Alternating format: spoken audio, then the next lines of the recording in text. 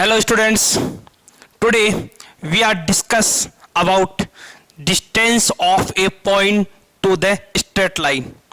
Previous lecture में अपन ने discuss किया था कि दो लाइंस के बीच का एंगल कैसे निकालते हैं, दो लाइनें पैरेलल है उसकी क्या कंडीशन है, दो लाइनें परपेंडिकुलर है तो क्या कंडीशन है, इसके अलावा एक गिवन लाइन है तो उसके पैरेलल लाइन कैसे बनाएंगे, गिवन लाइन है उसके परपेंडिकुलर लाइन कैसे बनाएंगे. Okay, today we are discuss perpendicular distance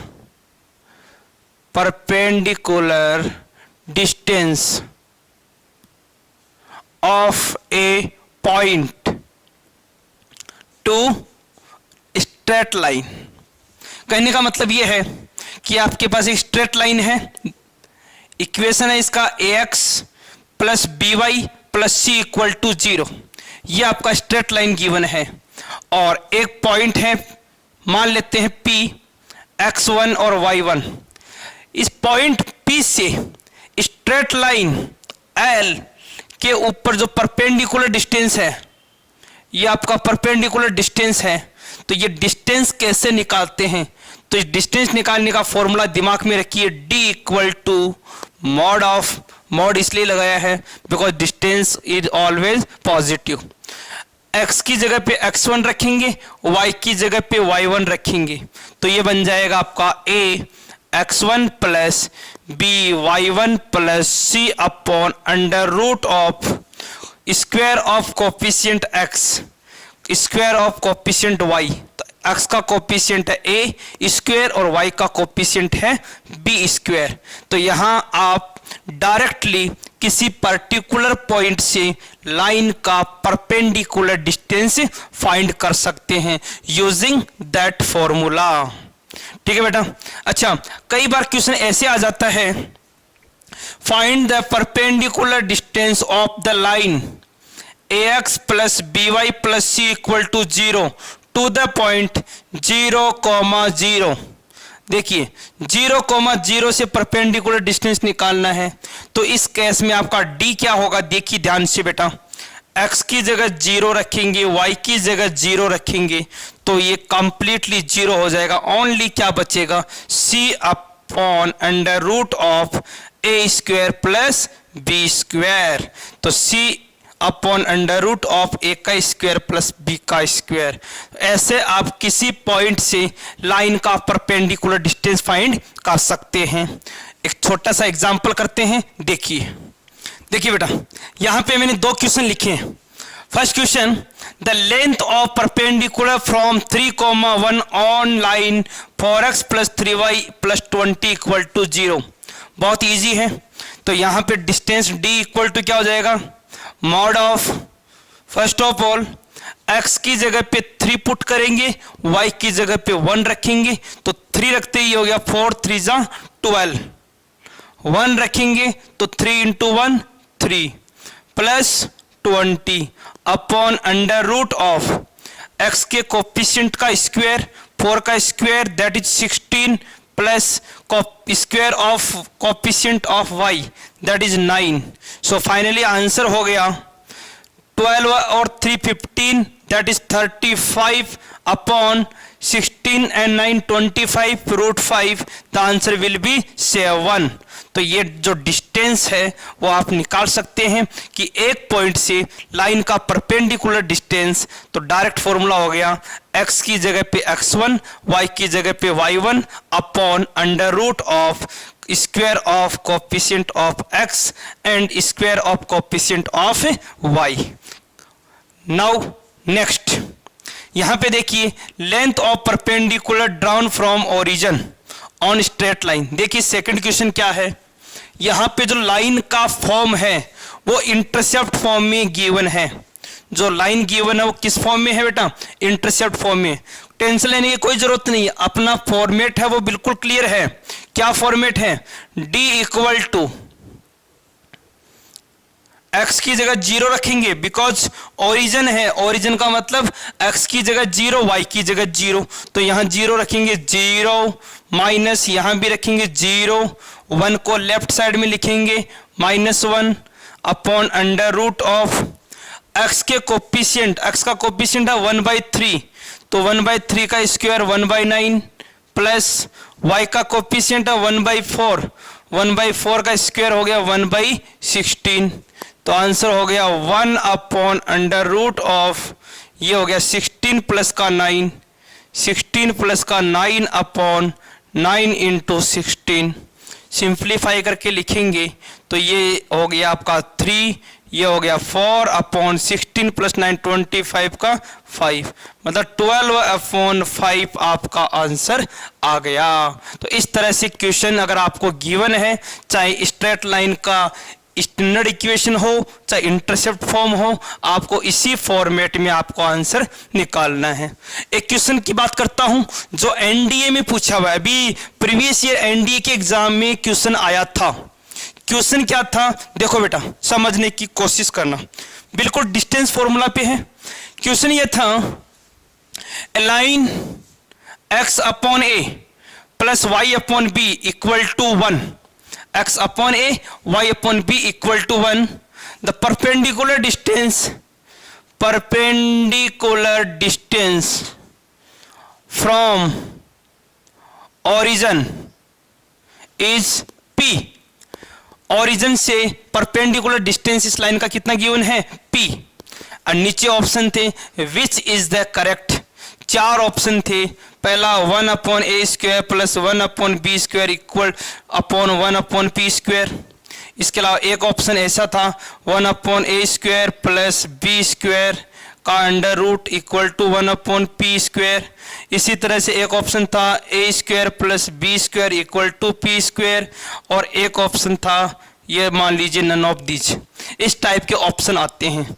आपको कुछ नहीं करना, आपको डिस्टेंस बोला है ओरिजिन से, तो दिमाग में एक बात बिल्कुल से क्लियर होनी चाहिए कि सर डिस्टेंस p गिवन है, और डिस्टेंस निकालने का फॉर्मूला अपन जानते हैं, ओरिजिन से है x की जगह तो 0, y की जगह 0, तो यहाँ पे क्या ओनली -1, क्योंकि 1 को अपन लेफ्ट में भेजेंगे तो -1 हो गया, upon under root of x का कोफिशिएंट है 1/a, तो 1/a का स्क्वायर हो गया 1/a² प्लस 1/b, y का कोफिशिएंट 1/b²।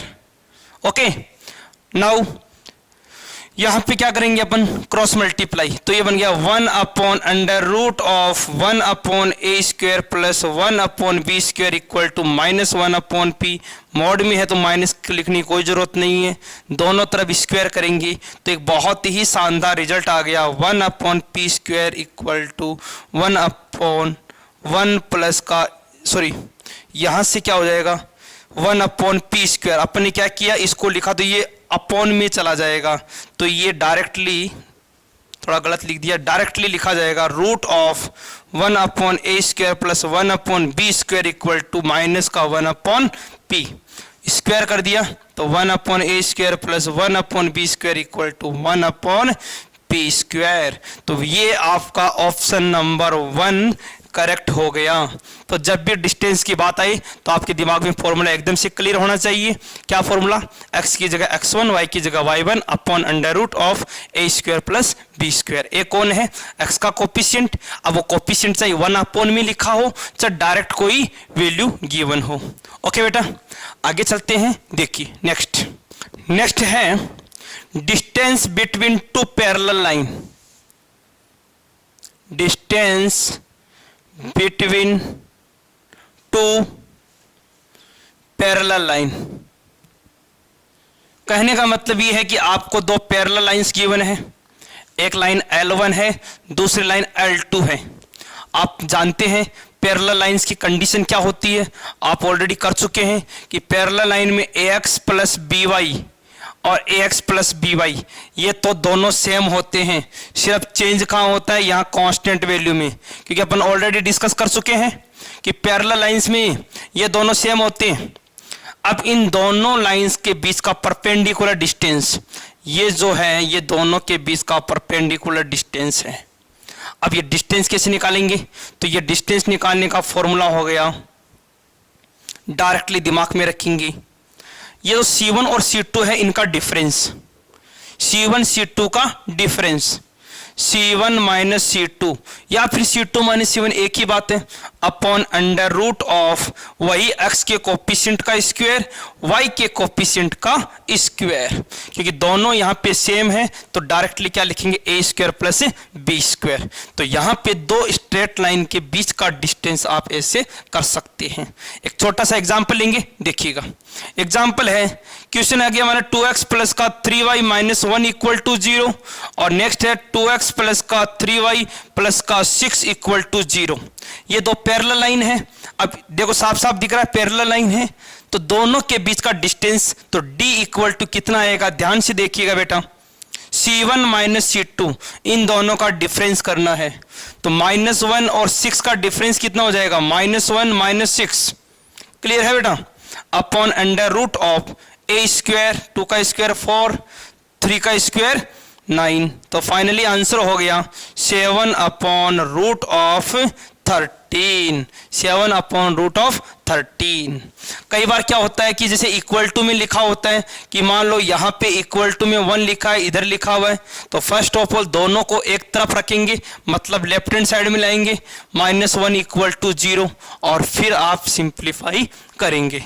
अच्छा, एक चीज और है, कई बार क्वेश्चन में थोड़ा सा चेंज, थोड़ा सा ट्विस्ट होता है।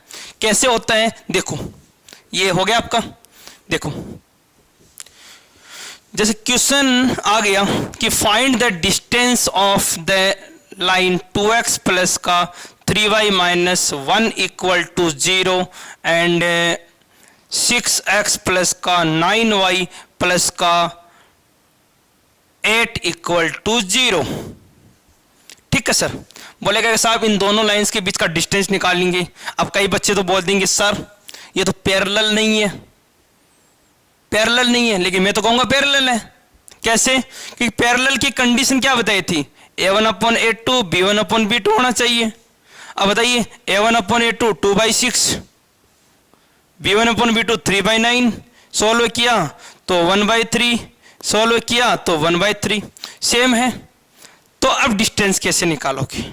तो ध्यान से देखिए बेटा, दोनों लाइनें पैरेलल है तो आप डायरेक्टली फॉर्मूला यूज नहीं करेंगे। क्या करेंगे, पहले दोनों के कोफिशिएंट सेम बनाने की कोशिश करेंगे। अब सेम बनाने के दो तरीके हैं, या तो इस इक्वेशन को 3 से मल्टीप्लाई कर दो ताकि ये 6 बन जाए और 9 बन जाए, एक तरीका तो ये हो गया। दूसरा तरीका ये होता है कि इसमें से आप 3 कॉमन ले लो, तो आप दोनों काम कर सकते हैं, पहला और सेकंड इक्वेशन। तो सेकंड इक्वेशन जो लिखा हुआ है इसको आप ऐसा भी लिख सकते हैं, अगर मैं कॉमन लेता हूं 3 तो ये बन जाएगा 2x प्लस का 3y प्लस 8/3 इक्वल टू 0। मतलब सेकंड इक्वेशन को आप ऐसा ही लिख सकते हैं। अब देखेंगे दोनों इक्वेशन सेम है तो आप डायरेक्टली फॉर्मूला यूज करेंगे, d इक्वल टू क्या था बेटा, C1 माइनस C2, ये माइनस ये या ये माइनस ये कोई फर्क नहीं पड़ता, under root of a square b square, क्योंकि दोनों सेम है, कहीं से कोई लिखो कोई दिक्कत नहीं, a का स्क्वायर और b का स्क्वायर। देन फाइनली आंसर कितना हो गया बेटा, -3 और -8, -11/3 upon root of that is 13। Answer will be -11/3 root 13। Sorry minus नहीं आएगा, मोड है तो प्लस में आंसर आएगा। तो ये आपका डिस्टेंस बिटवीन 2 पैरेलल लाइन। अब कहीं ना कहीं बच्चों के दिमाग में एक क्वेश्चन आ रहा होगा कि सर आपने डिस्टेंस 2 पैरेलल लाइंस के बीच की निकाली है, 2 इंटरसेक्टिंग लाइन के बीच का डिस्टेंस क्यों नहीं निकाला? तो बेटा मैं बता देता हूं, अगर 2 लाइनें ऐसे हैं कट कर रही है, अगर 2 लाइनें पैरेलल नहीं होकर परपेंडिकुलर नहीं है, सॉरी इंटरसेक्ट कर रही है, तो इसका परपेंडिकुलर डिस्टेंस क्या होगा, हमेशा 0। क्योंकि अगर लाइंस परपेंडिकुलर सॉरी पैरेलल नहीं है तो डेफिनेटली कहीं ना कहीं कट करेगी, और कट करेगी तो इसका परपेंडिकुलर डिस्टेंस जो है वो क्या होगा, 0 होगा। ठीक है बेटा, तो ये हो गया आपका डिस्टेंस का कॉन्सेप्ट। हाँ तो बेटा ये क्वेश्चन है, equation of straight line, equation of straight line through a given point making a given angle with A given line. देखिएगा क्या है कि आपको एक लाइन का इक्वेशन गिवन है, या फिर ऐसे समझ लीजिए कि आपको एक लाइन का इक्वेशन फाइंड करना है। Equation of A line which is passing through a point, suppose x1 और y1, इस पॉइंट से लाइन पास होता है और दूसरा एक लाइन गिवन है आपको ये वाला, जो y equal to M x plus C से डिनोट कर रहा हूं मैं, क्योंकि स्टैंडर्ड इक्वेशन लिखा है मैंने y equal to M x plus c, जहां पे m आपका स्लोप है, c y एक्स का इंटरसेप्ट है। इन दोनों के बीच में एंगल बन रहा, मान लेते हैं अल्फा। कितना एंगल बन रहा बेटा? अल्फा। ओके, अब आपको इस लाइन का इक्वेशन फाइंड करना है, इस लाइन का इक्वेशन फाइंड करना है। ये आपको लाइन गिवन है और इन दोनों के बीच का एंगल गिवन है। तो इस तरह के केस में आप इक्वेशन ऑफ लाइन कैसे निकालेंगे, देखिएगा बेटा। इक्वेशन ऑफ लाइन निकालने का procedure y minus y1 equal to x minus x1, यहां पे क्या आएगा तो ध्यान से देखिएगा। यहां पे जो स्लोप है इसको मैं लिख रहा हूं m minus 10 alpha upon 1 plus m 10 alpha, 1 m minus 10 alpha upon 1 plus m 10 alpha. इसके अलावा अगर मान लीजिए ऊपर में प्लस लेता हूं तो नीचे यहां पे माइनस ले लूंगा, तो ये दोनों अल्टरनेट साइन चलेंगे, क्योंकि यहां पे दो इक्वेशन आएगी। इधर अल्फा बन रहा है तो इधर कितना बन रहा है 180 माइनस अल्फा। तो आप दोनों एंगल के लिए यहां पे माइनस और प्लस दोनों में सोल्व करेंगे। x1 y1 कौन है बेटा? x1 y1 गिवन पॉइंट है, अल्फा दो लाइंस के बीच का एंगल और m जो गिवन लाइन है इसका स्लोप। तो ये आपको कुछ इंफॉर्मेशन गिवन है और इन इंफॉर्मेशन को यूज करके आप इक्वेशन ऑफ लाइन निकाल सकते हैं। तो देखिए एक छोटा सा एग्जांपल करते हैं। देखो, यस सर, क्वेश्चन है the equation of the line which passes through the point 3, -2 and are inclined at 60 degree to √3x plus y equal to 1। तो देखिए बेटा, जो मैं क्वेश्चन करवा रहा था उसमें यही मैंने इंफॉर्मेशन दी थी आपको कि एक एंगल गिवन होगा दो लाइंस के बीच में, ये दो लाइंस हैं, इनके बीच का एंगल गिवन होगा। इस लाइन का इक्वेशन मुझे निकालना है। ये लाइन मुझे गिवन है किस फॉर्म में? y equal to M x plus c की फॉर्म में। तो देखिए मैं डायग्राम से इस बातें रिप्रेजेंट करता हूं एक तरह से कि ये जो पॉइंट है दैट इज 3, -2, लाइन है √3x plus y equal to 1। इसको मैं लिखूंगा y equal to minus √3x plus का 1, नो प्रॉब्लम। थीटा, ये जो एंगल है दोनों के बीच में इट इज 60 डिग्री। ओके बेटा, तो देखिए फटाफट से अपन इस लाइन का इक्वेशन निकाल लेते हैं। क्या फॉर्मूला लिखाया था, याद है बेटा? y माइनस y1, तो ये प्लस का 2, इधर x माइनस x1, यहां पे क्या आएगा बेटा? तो यही तो मैंने कहा था, दोनों लाइनों से स्लोप निकालेंगे। फॉर्मूला क्या लिखा था? m माइनस 10 अल्फा, तो m का वैल्यू कितना है? -√3 माइनस 10 ऑफ अल्फा 60 अपॉन 1। अब माइनस लिया तो यहां पे प्लस m 10 अल्फा। एक बार तो माइनस साइन यूज करना है और सेकंड टाइम सेम इक्वेशन रखना है। Same equation y plus 2 equal to minus √3। Minus लिया तो अब की बार क्या लेंगे? यहाँ पे प्लस 10 ऑफ 60 अपॉन 1। यहां प्लस लिया तो क्या लेंगे? यहाँ पे माइनस,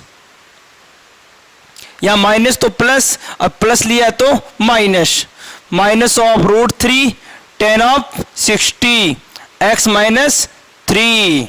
ओके बेटा, सॉल्व करते हैं तो देखिएगा इसका जो सॉल्यूशन आएगा इसको मैं यहां लिख रहा हूं बेटा, ध्यान से देखिएगा। y प्लस का 2 इक्वल टू, देखो बेटा 10 60 क्या होता है? √3, तो √3 और 2√3 कितना हो गया? -2√3 अपॉन ये 10 60 √3 और √3 मल्टीप्लाई होके कितना हो गया? 3, तो 1 माइनस 3 माइनस का 2 x माइनस 3। ओके बेटा, सोल्व कीजिएगा। तो ये बन गया y प्लस का 2 इक्वल टू, देखो माइनस से माइनस कैंसिल, कितना हो गया √3x एंड -3√3।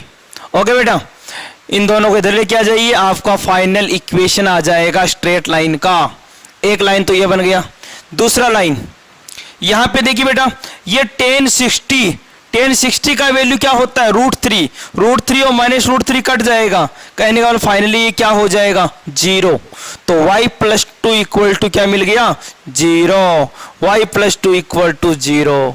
इस तरह से आपको दो इक्वेशन मिल गई जब आपको एक लाइन गिवन है, एक पॉइंट गिवन है और दो लाइनों के बीच का एंगल पता है।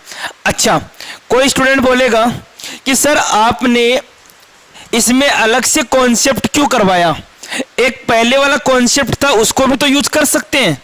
कौन सा वाला कॉन्सेप्ट बेटा, वही एंगल वाला कॉन्सेप्ट। कैसे, देखो एक बच्चा मेरे को आके बोलता है कि सर आपको यही तो लाइन गिवन है और दोनों के बीच का एंगल 60 गिवन है। ये जो लाइन गिवन थी यह वाली क्या थी, y equal to -√3x plus का 1, और ये जो ऊपर वाली लाइन है इसका स्लोप आप m मान लो। आपको m ही तो निकालना है, तो क्यों ना 10 वाला फॉर्मूला लगाइए, m निकाल दीजिए, कोई प्रॉब्लम नहीं बेटा, निकाल सकते हैं। 1060 equal two plus minus m1 minus m2 upon 1 plus m1 m2, तो m1 माइनस m2, तो m2 कितना है यहाँ पे -√3 upon 1 plus -√3 into m। Okay बेटा, तो यहां से देखिएगा 10 ऑफ 60 का वैल्यू √3 प्लस माइनस ये कितना हो गया m प्लस का √3 upon 1 minus m√3। Okay, cross multiply कीजिएगा, क्रॉस मल्टीप्लाई करेंगे तो √3 minus 3m equal two plus minus m plus का √3। ओके बेटा, यहां भी दो साइन है, एक प्लस में है एक माइनस में है। अगर आप प्लस का साइन यूज लेना चाहते हैं, प्लस का साइन यूज करते हैं तो ये बन जाएगा √3 minus 3m equal to m plus का √3, ये आपका हो गया माइनस का 4m इक्वल टू √3। ओके, √3 से √3 कैंसिल हो गया बेटा, 4m इक्वल टू 0, m का वैल्यू क्या आ गया 0।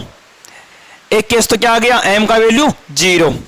ओके, सेकंड केस क्या हो जाएगा, सेकंड केस जब आप यहां पे नेगेटिव साइन कहां मिलेंगे, देखो मैं यहां मिटा देता हूं m का वैल्यू 0 लिख के, एक केस हो गया। सेकंड केस आप यहां नेगेटिव साइन यूज कीजिएगा, नेगेटिव साइन यूज करेंगे बेटा तो ये बन जाएगा √3 माइनस 3m माइनस का m minus √3, so it becomes -2m। देखिएगा -2m, और ये कितना हो गया इधर आके, ये हो गया -2 of √3, then m equal to √3। m कितना हो गया √3। कोई प्रॉब्लम नहीं यहाँ पे, कोई मिस्टेक नहीं, देख लीजिए ध्यान से। ओके, अब आपको स्लोप पता है, इस लाइन का स्लोप पता है, पॉइंट पता है 3, -2, तो क्या आप इस लाइन का इक्वेशन निकाल सकते हैं? यस, बिल्कुल निकाल सकते हैं। क्या फॉर्मूला होता है, y minus y1 equal to m x minus x1, y minus y1 equal to m x minus x1।